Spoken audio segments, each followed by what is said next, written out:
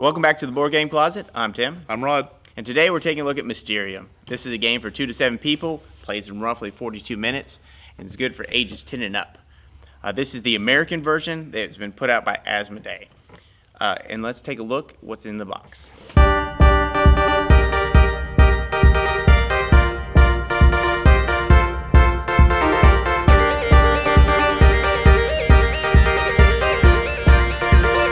Okay, so this is what you get in the box. In this game, there has been a murder, right? And the person that has been murdered is the ghost, and one player plays the ghost. The rest of the players play as mediums and psychics. And so the ghost is trying to get the mediums or the psychics, the other players, to figure out who it was that murdered him, where it happened, and with what he murdered, kind of like Clue. Except the kicker in this is that the ghost can only communicate through vision cards. So he's basically just given the clues off of the cards. So he can't talk, can't gesture, and all that stuff. So that part's kind of like Dixit. So as we go along, you'll see this game is basically Dixit plus Clue. So Rod, why don't you tell us about the components? Okay. So with this game, obviously, since it's pictures, the most important part of the game is going to be the artwork in the game itself. The artwork does a very good job of relaying what we're doing here in the game. It's very dark, and all the cards are they're pretty good sized cards when it comes down to the artwork and locations and stuff like that. They're thick enough for all that type of stuff is fine with thicknesses and that type of thing. In the pieces that you have these little plastic pieces representing us, which are the mystics, which are just these crystal balls. They get a divider with the game, so you have all your pieces put away. This part right here is for the ghosts, so it does a good job of hiding away the pieces. And you can see on the other side that it's got a place for these cards that he's using to speak to us with, that he puts them in these little slots and everything. Yeah, so each player is color coded. So they have their own combination of person, place, and thing back here behind the thing, so that the players can't see what the ghost has for the combinations. So with all the artwork and everything, I think it does a good job of relaying. We talk about theme a lot. This game does a good job of keeping in the theme with the artwork and the pieces that you get with the game. All right, so let's go over the instruction booklet. This game, it's actually pretty easy to play once you know how to play it. So the real big thing about this is the initial setup and going through the first couple turns. So once you get figured out, once the players figure out what they actually have to do, it's going to be easy. So this actually has a complicated setup. And they did a good job here. It gives you a full layout. So these 2 pages are the initial setup of the game, and it tells you how to set it up for all kinds of different number of players.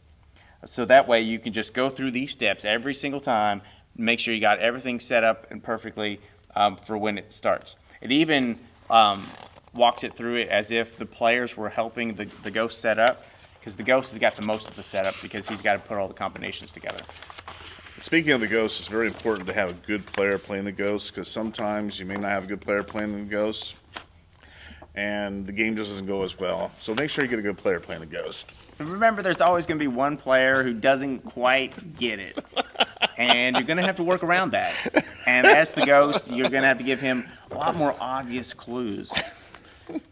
So as far as the instruction booklet goes, it does a great job of giving you that initial setup. It is slightly confusing because this game is kind of unique in its mechanics, but that's the only confusing part, is that you probably haven't played with these types of mechanics before when you go through this. So I guess let's talk about how the game plays. All right, so there's basically 2 phases of the game. The first phase is where the players, other than the ghost, are trying to work their way up the board. And what they're trying to do is they're first trying to guess who it was, and once they guess their person from their combination, they'll move up to the next step. And then they'll guess for their combination which location, and then the object. Once every player is, other than the ghost, is here at the top, then you can do the final phase, which is where everybody votes on who's the actual killer. So for a turn in this game, in the first phase, the ghost will give out these vision cards. He has 7, and he has to give at least 1 to each of the other players.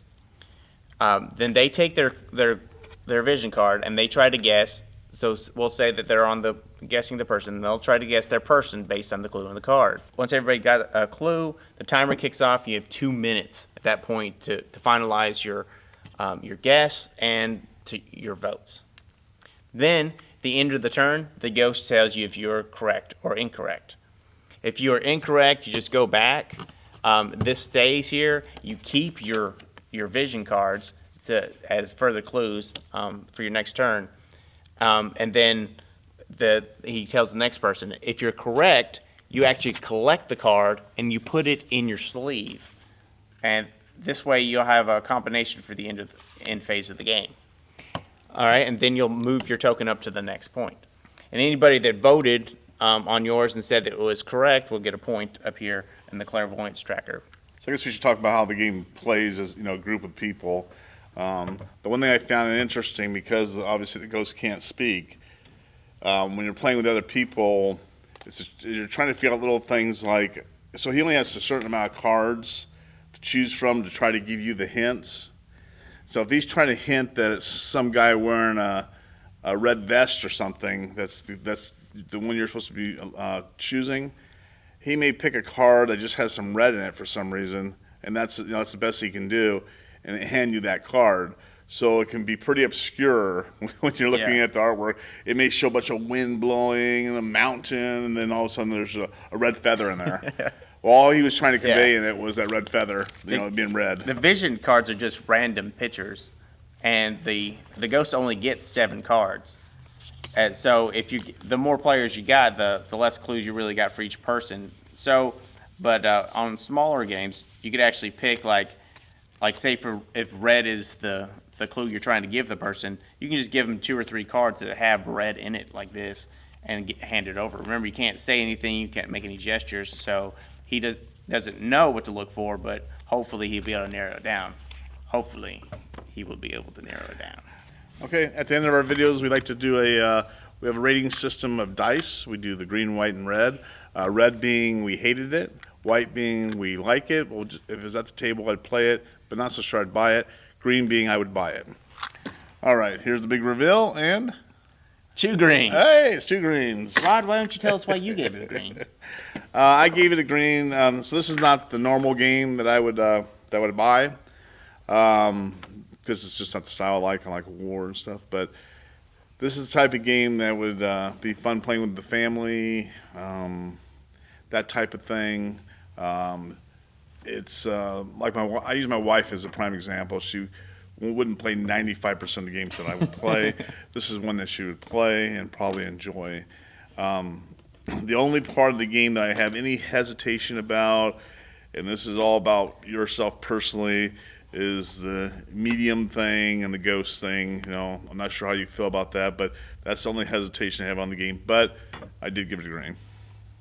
Well, I gave it a green because I love Dixit, for one, because it's all about the imagination and playing with the other people's imaginations. And in this game, you're just the one player from Dixit that always picks the clue if you're the ghost. And you're giving out these clues, and it gets hilarious listening to the people as they try to figure out what the clue is. And of course, all the mediums are talking to each other, trying to tell each other what the actual clue is. So you'll hear arguments, and you'll hear people just fighting back and forth. And that's how these votes end up being, you vote for people being incorrect because you just have these arguments about whose vote is correct or not. And it is it's a fun game. That definitely is. And I definitely love it's fully cooperative. There's not like a fighting each other part of it where you'll cooperate for a while and then all of a sudden, boom, at the end, it's like whoever's got the most points wins. Right. And it's not like that. All right. Thanks for checking us out on this video. We have more on our website, boardgamecloset.com. Also check us out on Facebook, Instagram, and Reddit. And as always, support your local coffee shop. Thank you. Bye.